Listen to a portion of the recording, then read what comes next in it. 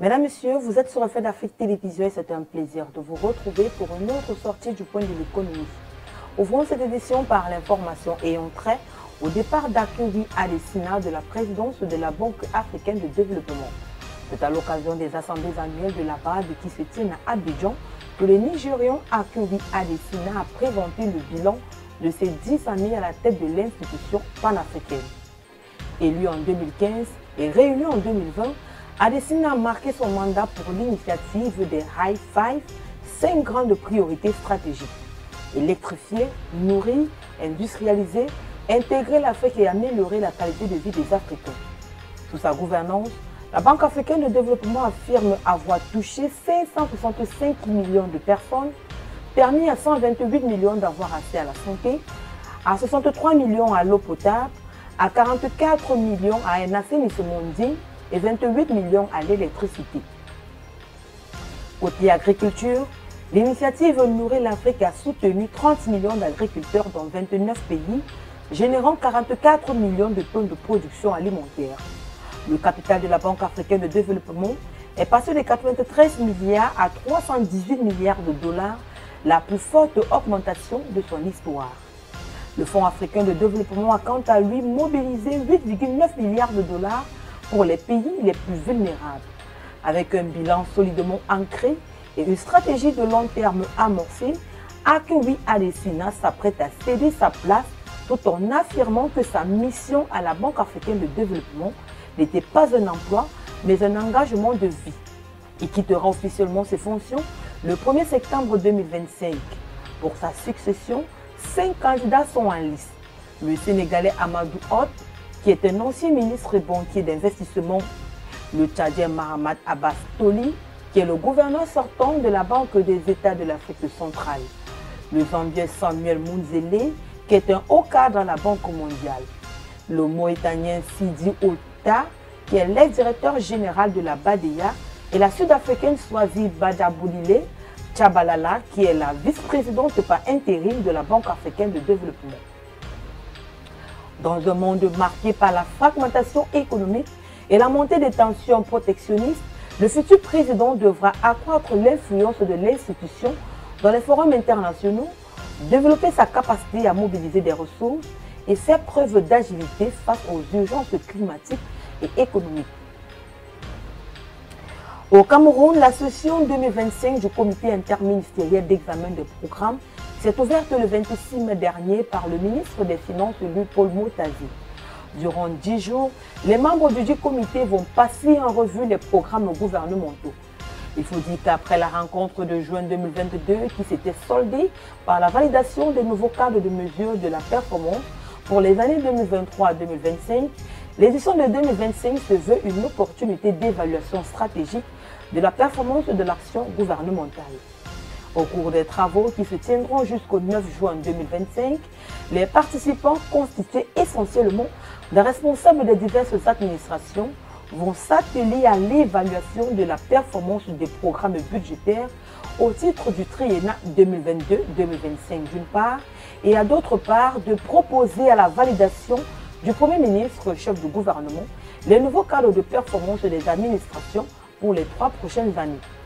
Le comité interministériel d'examen des programmes 2025 sera ainsi l'occasion de réinterroger la pertinence des cadres logiques existants afin de les optimiser à travers l'intégration des éléments nouveaux de doctrine introduits par le manuel d'élaboration du budget programme édition 2024 dans le cadre de la mesure de la performance.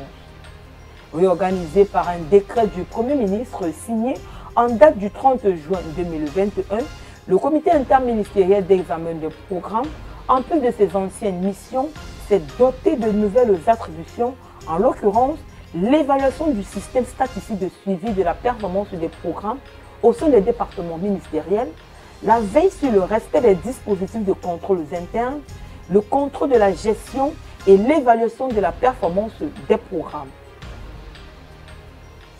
Le Gabon et l'Organisation des Nations Unies pour l'alimentation et l'agriculture, FAO, ont signé le 27 mai 2025 à Libreville le troisième cadre de programmation pays CPP pour la période de 2023 à 2027, ainsi qu'un projet spécifique sur la digitalisation des chaînes de valeur agricoles. Doté d'un budget prévisionnel de 10 millions de dollars, soit environ 6,3 milliards de francs CFA, ce cadre stratégique vise à renforcer la gouvernance agricole, améliorer la sécurité alimentaire et promouvoir une gestion durable des ressources naturelles. Sur ce montant, 1,6 million de dollars, soit près de 1 milliard de francs CFA, proviennent des ressources propres de l'Organisation des Nations Unies pour l'alimentation et l'agriculture. Le solde de 8,4 millions de dollars devra être mobilisé conjointement avec les autorités gabonaises et les partenaires techniques et financiers. Il faut dire que le cadre de programmation pays CPP représente l'un des principaux instruments de la coopération entre l'Organisation des Nations Unies pour l'alimentation et l'agriculture et ses États membres. Depuis son adoption en 2012, il repose sur une logique de co-construction, d'alignement sur les priorités nationales et d'orientation vers des résultats mesurables. Pour le Gabon, ce partenariat renouvelé avec l'Organisation des Nations Unies pour l'alimentation et l'agriculture arrive à un moment charnière où le pays ambitionne de bâtir une agriculture moderne, résiliente et inclusive. Soulignons qu'en marge de la signature du cadre de programmation pays CPP, les deux parties ont paraphé le projet TCPF/GAP/4001CI portant sur la réalisation d'une étude de marché sur la digitalisation des chaînes de valeur agricoles. Doté d'un budget de 60 000 dollars, soit environ 38 millions de francs CFA, cette initiative vise à identifier les opportunités et les leviers numériques capables d'améliorer la compétitivité et la traçabilité des produits agricoles gabonais. Parlons à présent du projet de banque d'investissement et de développement, la BCIDAES, qui connaît une étape incroyable. Annoncé depuis janvier dernier, le projet de construction d'une banque d'investissement des pays de l'Alliance des États du Sahel AES se concrétise à pas de géant. Réunis en session ministérielle il y a quelques jours à Bamako, au Centre international des conférences, les responsables du Mali, du Burkina Faso et du Niger ont officiellement procédé à la pose de la première pierre de la future institution financière. Dénommée Banque confédérale pour l'investissement et le développement BCIDAES, elle sera dotée d'un capital initial de 500 milliards de francs CFA. Cette banque sera le bras financier de l'intégration sahélienne et elle aura pour mission de financer les projets structurants dans les domaines de l'agriculture, de l'énergie, de l'éducation et de l'industrialisation. Cette entité bancaire régionale incarne l'ambition des États de l'AES de reprendre la main sur le financement de leurs priorités de développement dans un contexte de défis sécuritaires, d'isolement diplomatique, croissant et d'autonomie stratégique. Conçu pour réduire la dépendance aux bailleurs de fonds internationaux et favoriser l'émergence économique du Sahel, les attentes de cette banque sont immenses. Entre dynamiser les économies locales, créer de l'emploi, soutenir l'entrepreneuriat ou encore moderniser les infrastructures locales, le chemin pour y parvenir reste titanesque et très exigeant. Mesdames, Messieurs, c'est ici que se referme cette édition du Point de l'économie. Merci d'avoir été des nôtres. Le programme se poursuit sur Reflet d'Afrique Télévision.